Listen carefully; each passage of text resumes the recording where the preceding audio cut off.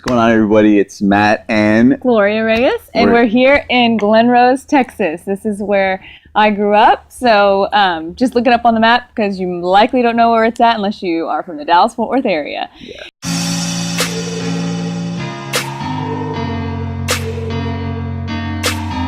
For sure. So today we're talking about the 5 love languages. It's a big deal, right? So let's see if y'all can name the 5 love languages. And I'll give you 5 seconds. You can hit pause and then see if you can write them down because I'm giving to you right now. So it is quality time, acts of service, physical touch, words of affirmation, and gifts. Those are the 5 love languages right there. And so my wife and I are going to share our 2 today, and then we're going to talk about the others next time. Yeah. And so before we get started, though, let's just say, so this is from the book from Gary Chapman, and it's the 5 love languages. And you can hear the roosters in the background. They're affirming. It's a great book.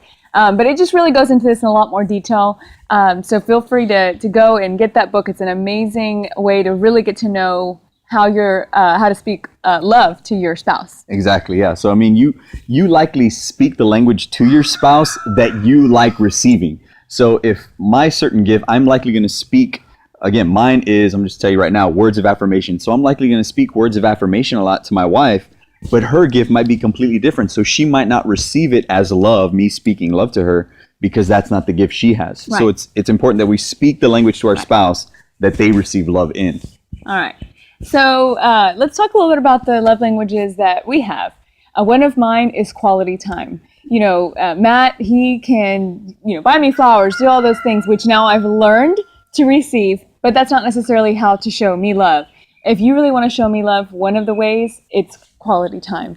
And he knows that now. So I love to be able to, sit with him and talk with him without any distractions. So things like date nights are really big for me. Things like talking when the kids go to bed, being able to just sit and like face to face and have that beautiful time together. That is what speaks love to me. Putting aside things, putting his phone away. He does a really good job of this, putting his phone away at night so that he can have time for me and for the girls. I need that time, the time to just get away. I have to have that quality time and for him to show me love. Yeah, for sure. And for me, my love language is words of affirmation. I love it when she just tells me how great of a dad I'm being to the girls and the many things that I'm doing for her. And when she acknowledges the things that I do for her, says, hey, thank you so much for doing this. I really loved it. And I appreciate everything you do for me, everything you do for the family, and taking time. And so acknowledging that and just repeating to me what I did and just making that just a statement for me just speaks tremendous volumes, and it really builds me up. And she's the number one person that I want to hear from. I can hear it from anybody else, but when my love, my beautiful wife tells me, it racks up so many more points in my heart than anybody else telling me. Right. And actually, words of affirmation is a big one for most men because most men want to be respected by their wives, and that's something that shows love to them. And huge. I know that's really big for Matt, and I have seen a huge difference besides the criticizing, but instead of that, showing him that I respect him, that I love him, and letting him know that through my words and affirming him.